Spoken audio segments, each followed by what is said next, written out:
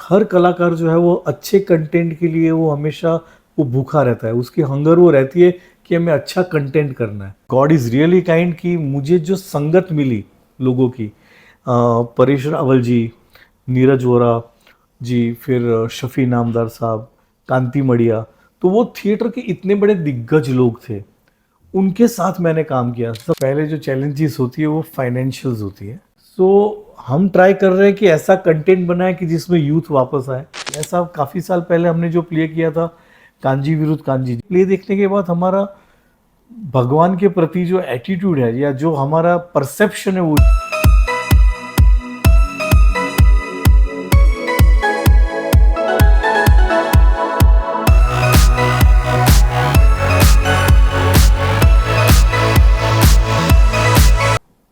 किसी भाषा के साथ नहीं आती। और हमारे साथ हैं एक ऐसे थिएटर के जाने माने हस्ती जिन्होंने इसे साबित कर दिखाया। गुजराती थिएटर के एक बहुत बड़े नाम जिन्होंने अपनी कहानियों को हिंदी फिल्मों तक भी पहुंचाया। नमस्कार उमेश शुक्ला जी, आपका बहुत बहुत स्वागत है मुंबई थिएटर गाइड में। Pleasure is all mine. तो माफ़ कीजिएगा, मैं गुजराती तो ज़्यादा नहीं जानती, पर हिंदी और इंग्लिश में आपसे ज़रूर बात करूँगी। बट मैं डेफिनेटली इस चीज़ से वाकिफ़ हूँ कि आपने गुजराती थिएटर में बहुत नाम कमाया, बहुत अच्छी अच्छी कहानियाँ अपने ऑडियंसेस के सामने लेकर आए। तो आप अपना थोड़ा सा बताइए, वो जर्नी कैसा रहा, क्या चैलेंजेस आए? चैलेंजेस में तो ऐसा होता है कि जो भी बंदा थिएटर करता है और पहले जब सिर्फ थिएटर पर ही अगर वो निर्भर करता है तो जो पहले जो चैलेंजेस होती है वो फाइनेंशियल्स होती है, पर उसको बैलेंस करने के लिए कंटेंट जो होता है, हमारी जो कहानियाँ होती है वो हमें संभाल लेती है। वो कहानियाँ हमें इस तरह से संभाल लेती है कि हमें वो जो भी धूप छाँव जो भी आता है वो हमें कभी महसूस नहीं होने देता है, क्योंकि हम इतने उसमें इन्वॉल्व हो जाते हैं हर कहानियों में या हमारे किरदारों में, या तो हमें वो चैलेंजेस धीरे धीरे वो पॉजिटिवली हम लेते हैं हर चीज़ को। हमें उसी चीज़ का मज़ा आता है कि यार लोग हमें देखने के लिए इतने लोग आए हैं, बैठे हैं सामने, हम उनके सामने परफॉर्म कर रहे हैं। वही किक इतनी बड़ी होती है कि हमारी बाकी सारी जो चैलेंजेस है वो नलीफाई हो जाती है। तो वैसे हमने कॉलेज से ही शुरू किया। कॉलेज डेज में इंटर कॉलेजिएट कंपटीशन करते थे, फिर बैक स्टेज करना शुरू किया, फिर असिस्टेंट डायरेक्टर बने, फिर लिखना शुरू किया, फिर डायरेक्शन शुरू किया, और अभी प्रोडक्शन भी है, डायरेक्शन भी है, लिखते भी हैं, हर किस्म का काम करते हैं और साथ साथ फिल्में भी करते हैं। तो ये अभी जब पीछे देखते हैं तो ऐसा लगता है कि यार ये जर्नी बहुत ही खूबसूरत मुकाम पर आकर अभी खड़ी है कि जहां हम जो चाहते हैं, जो कहना चाहते हैं वो हम अच्छे से कह पाते हैं। बिल्कुल। और हिंदी फिल्मों के साथ आपका एक बहुत ही गहरा अभी रिश्ता हो गया है, और आपका ये जो नाटक है उसका भी नाम बहुत ही इंटरेस्टिंग है, माधुरी दीक्षित नाम है। तो आप उसे प्रोड्यूस और डायरेक्ट भी कर रहे हैं, उसके बारे में बताइए। ये नाटक कहाँ से, इसकी प्रेरणा कहाँ से आई? इसकी प्रेरणा, ये नाटक मैंने डायरेक्ट नहीं किया है, ये मैंने एडप्ट किया है, लिखा है। अभिजीत गुरु ने ओरिजिनली ये प्ले लिखा हुआ है, बहुत ही अच्छा लिखा हुआ है। वो मैंने गुजराती में एडेप्टेशन किया है और इसके डायरेक्टर है वो स्वप्निल बारस्कर है। मैंने प्रोड्यूस किया है ये प्ले, और ये प्ले में रिद्धि है जो मेरी रियल में वाइफ है, पर माधुरी दीक्षित का जो कैरेक्टर है तो माधुरी का रोल वो रिद्धि कर रही है, और दीक्षित जो उनके हस्बैंड का रोल है वो हेमांग व्यास करके एक्टर है वो कर रहे हैं। और लास्ट ईयर वो दोनों को बेस्ट एक्टर और बेस्ट एक्ट्रेसेस का अवार्ड ट्रांस मीडिया में भी मिला, और जन्मभूमि हमारे वहाँ मैगजीन है उसमें भी, हमारा न्यूज़पेपर है उसमें भी बेस्ट एक्टर और बेस्ट एक्ट्रेस मिला, बेस्ट डायरेक्टर भी मिला अवार्ड, और बेस्ट प्ले का भी अवार्ड लास्ट ईयर जो था वो माधुरी दीक्षित को ही मिला। और हमने ऑलरेडी 150 शो कर लिए, 150 शोज़। और जब हमें अवार्ड मिला लोग ऐसा आके कहने लगे कि यार ये आपने नाटक बंद क्यों किया, ये फिर से शुरू करो, कुछ लोगों ने तो अभी तक देखा ही नहीं है। तो हमने सोचा कि चलो इसको फिर से करते हैं, और इसीलिए हमने शो रखा है 4 मई को नेहरू ऑडिटोरियम में। सो और उसका बुकिंग भी बुक माई शो पे बहुत ही अच्छा चल रहा है, so we are really glad. Right.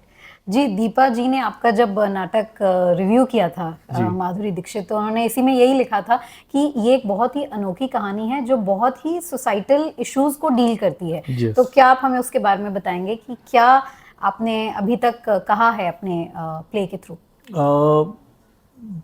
Play के थ्रू मैं ये कहूँगा कि इसमें मैरिटल इश्यूज जो है वो बहुत ही अच्छे से इसको हमने डील किया हुआ है, और वो इतनी हद तक ये प्ले वर्क कर रहा था कि जब ऑडियंस हमें मिलने आता था शो के बाद, तो वो कहते थे कि हमारी ज़िंदगी में हमें एक दूसरे को देखने का जो नज़रिया है, हस्बैंड वाइफ को देखने का नज़रिया है, वो ये प्ले की वजह से जो है वो चेंज हुआ है। तो जब प्ले देखकर कोई ऐसा हमें कहता है तो हमें बुकिंग थिएटर पे कितना आता है या ऑडियंस कितनी आती है, वो हमें डेफिनेटली वो मायने रखता है, पर कोई ऐसे रिएक्ट करता है कि हमारी लाइफ को ये चेंज कर रहा है, ये प्ले की वजह से हमारी लाइफ में हमारे में जो चेंज आ रहे हैं, तो वो हमारे लिए ज़्यादा अप्रिशिएशन है। मतलब वो जो तालियां मिलती हैं या वंस मोर मिलता है, या प्ले जब कोई अच्छा जाता है तो बहुत अप्लॉज मिलता है, पर जब कोई ऐसे आके रिएक्ट करता है तो मुझे बहुत ऐसा लगता है कि ये हमने प्ले किया, ये बहुत अच्छी बात की। ऐसा काफ़ी साल पहले हमने जो प्ले किया था कांजी विरुद्ध कांजी, जिस पर से ओ माय गॉड फिल्म बनी थी, उस वक्त भी लोग आकर हमें ऐसा कहते थे कि ये प्ले देखने के बाद हमारा भगवान के प्रति जो एटीट्यूड है या जो हमारा परसेप्शन है वो चेंज हुआ है। तो प्ले करने का मज़ा ही ये होता है कि जब आप प्ले करते हो और प्ले की वजह से आपके नज़रिए में अगर कोई बदलाव आता है या आपकी लाइफ बेटर होती है, तो उससे ज़्यादा सक्सेस मुझे लगता है कि, या उससे ज़्यादा एप्रिसिएशन और कुछ नहीं हो सकता है हम कलाकारों के लिए। जी तो वो ये माधुरी दीक्षित प्ले से हमें बहुत अच्छा मिला है। जी। और आपने अलग अलग टाइप की कहानियां जो हैं उनको लेकर आए हैं, जैसे कांजी विरुद्ध कांजी में आपने भगवान के प्रति जो हमारी आस्था है उसके बारे में बात की। फिर आपने उससे पहले 102 नॉट आउट, जिस पे जो कहानी आधारित है वो ओल्ड एज के ऊपर है, और अभी आप एक मैरिड लाइफ के बारे में बात कर रहे हैं। तो क्या आप देखते हैं किसी कहानी पे इन्वेस्ट करने से पहले? मैं हमेशा ये देखता हूँ कि एक तो यूनिवर्सल अपील होनी चाहिए, मतलब वो इतनी निश ना हो कि कुछ ही ऑडियंस उसको एंजॉय कर पाए। मतलब हमेशा ये टारगेट रहता है कि वो जो एंटरटेनमेंट होता है वो पूरी फैमिली को एंटरटेन कर ले। मतलब जैसे माधुरी दीक्षित है, या हमारा एक प्ले था जो सौम्य जोशी ने लिखा और डायरेक्ट किया था, वो था वेलकम जिंदगी, वो भी प्ले वैसे ही था। तो मैं जब भी कोई कहानी को सुनता हूँ तो मुझे लगता है कि हम उसको इस तरह से डील करें कि फैमिली में जितने भी मेंबर्स हो उनको अपना कोई ना कोई एक किरदार कहीं आइडेंटिफिकेशन या रिलेटेबल लगे। तो वो मैं हमेशा मायने रखता हूँ। या ऐसा मुद्दा हो कि जो आपको कहीं से झंझोड़ के रख दे, आपकी एज ओल्ड जो बिलीफ रहती है, पुरानी जो एक बिलीफ होती है, वो कितनी सच है या कितनी गलत है, उसको आप टैप करो। तो ये हमेशा ये मेरा रहता है जब भी मैं प्ले की कहानी सुनता हूँ। जी। क्या आप नेचर से रिबेलियस हैं? रिबेलियस नहीं हूँ, मैं कह सकता हूँ कि कॉन्शियस हूँ मैं रिबेलियस मतलब मुझे ऐसा नहीं है कि मैं कुछ ऐसा ऐसा अननेसेसरीली कोई भी स्टेटमेंट दे दूं। मुझे हमेशा ये लगता है कि बात को समझूं और उस चीज़ को जो मेरी समझ में आ रहा है वो लोगों तक पहुंचाऊं, वो रहता है। जी जी। और बात करें अगर कहानियों की, तो लार्जर ऑडियंस आपको जानती है कि आपने हमारी ऑडियंसेस को दिखाया 102 नॉट आउट और इवन ओ माय गॉड। तो आपको क्या लगा कि ये कहानी स्क्रीन पे कही जा सकती है? वही मैंने कहा कि अगर जब अपील यूनिवर्सल होती है, कोई सब्जेक्ट की अपील अगर यूनिवर्सल होती है, और मेरे लिए थिएटर एक ऐसा भी एक माध्यम है कि वहाँ पे हर चीज़ में ट्राइड एंड टेस्टेड जो कहते हैं ना, वैसा फॉर्मूला जो है वो मुझे थिएटर में दिख जाता है, क्योंकि मैं लाइव ऑडियंस के सामने प्ले करता हूँ। तो थिएटर का जो रिएक्शन है वो मुझे पता है। और हमारे थिएटर में भी हर एज ग्रुप के लोग आते हैं प्ले देखने, और हर इनकम ग्रुप के भी लोग आते हैं। तो मुझे वहाँ पे पता चल जाता है कि हाँ ये इतना वर्क कर रहा है अगर थिएटर में, अगर 600 लोग या 1000 लोगों के बीच में उसका ये रिएक्शन आता है, तो अगर मैं यही चीज़ का अगर फिल्म बनाऊँ, यही सब्जेक्ट का अगर मैं फिल्म बनाता हूँ, तो मुझे समझ में आ जाता है कि ये एज ग्रुप में या ये इनकम ग्रुप में ऐसे मासिस में वर्क करेगा। तो उसके जो रिस्पॉन्स है वो मैंने लाइव सुने हुए हैं, क्योंकि लाइव परफॉर्म किया है थिएटर में। तो फिल्म बनाने के लिए मुझे थोड़ी वो आसानी हो जाती है, क्योंकि मुझे पता होता है कि लार्जर ऑडियंस जो है उसको ये पसंद आएगा या नहीं। जी। फिर बहुत अलग बात है कि पेंडेमिक आ जाए और आपका बिजनेस नहीं हो या लोग ना देखे। मोर देन अ बिजनेस, लोग आए ही नहीं थिएटर में, वो उसकी वजह कोई भी हो सकती है। जी बिल्कुल।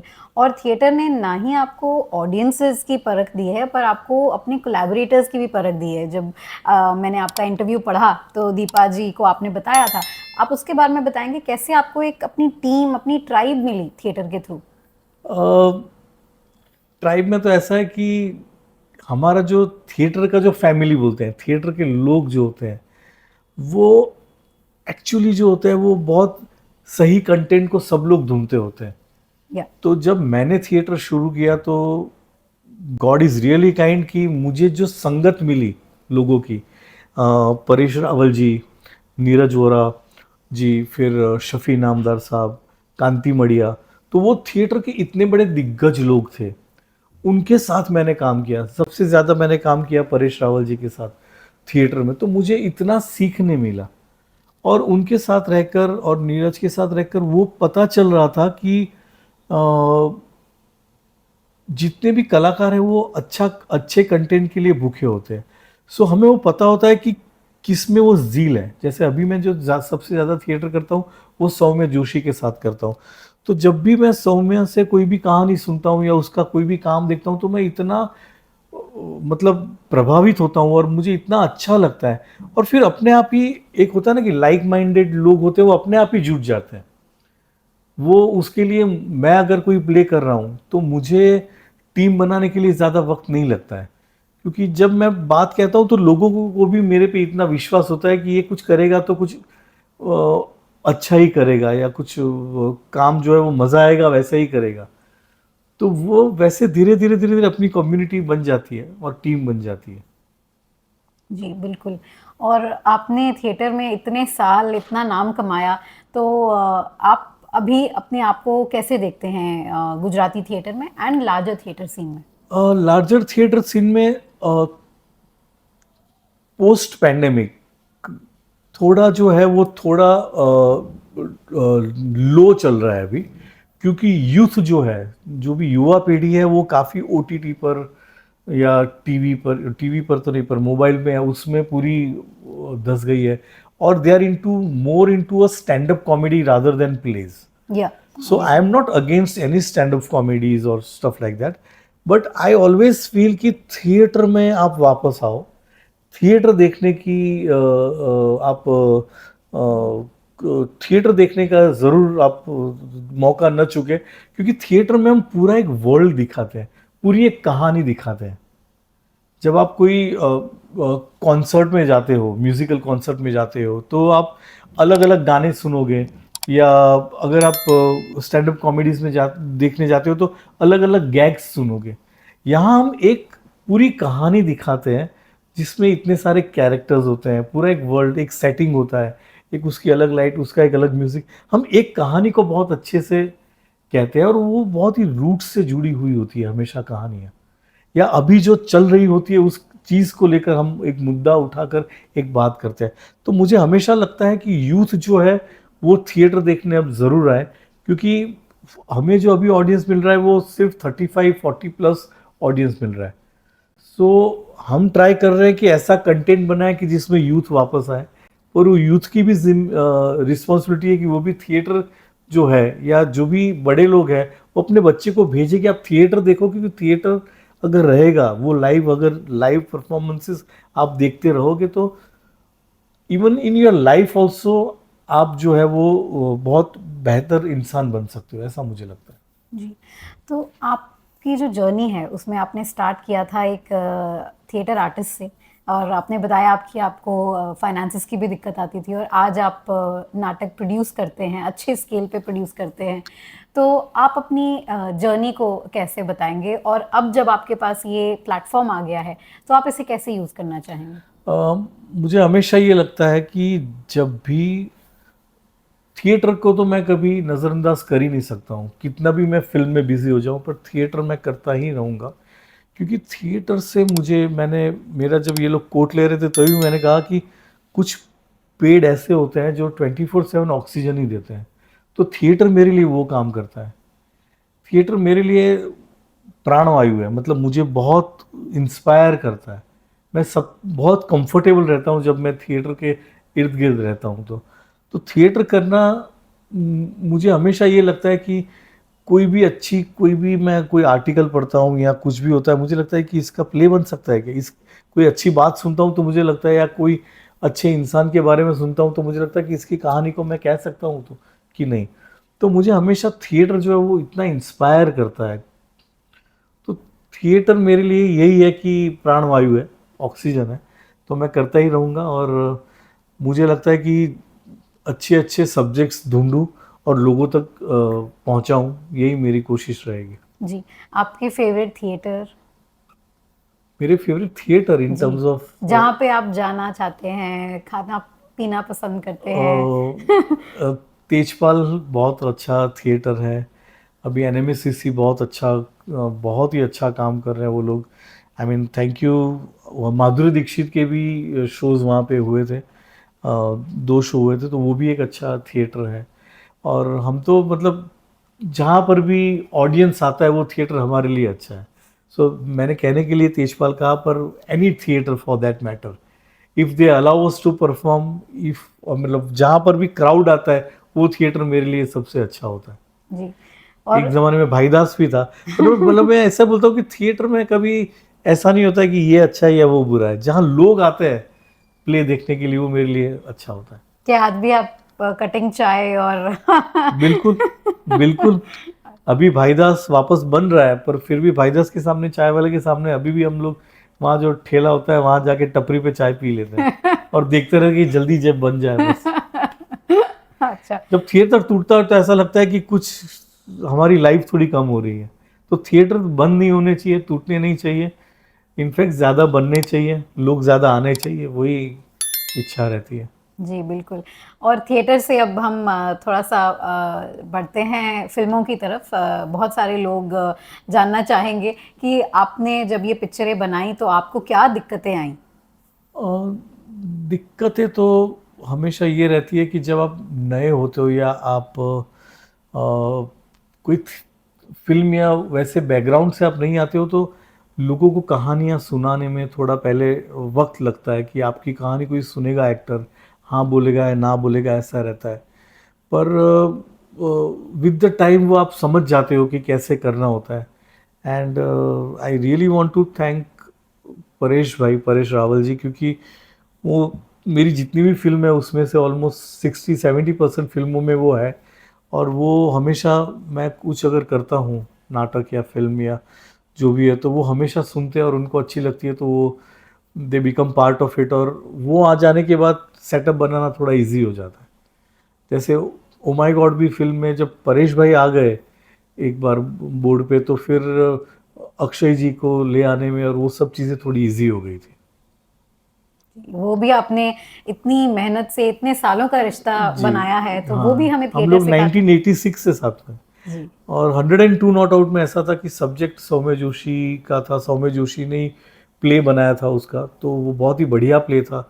जब मैंने बच्चन साहब को सुनाया, चिंटू जी, ऋषि कपूर साहब को सुनाया, तो मतलब कन्विंस करने में ज़्यादा वक्त ही नहीं लगा था, 15 मिनट में दोनों ने हाँ कर दी थी। तो वो एक वो कंटेंट, वो सब्जेक्ट का उतना एनर्जी था या प्रभाव था कि इमीडिएटली हाँ हो गई थी। जी। और शुरुआत में जो आपको दिक्कतें आई थी थिएटर बैकग्राउंड से होने में और फिल्म के ना होने से, तो अब आप वो नज़रिया, जब आपने हिट फिल्में दे दी हैं, वो नज़रिया बदलते हुए देख रहे हैं?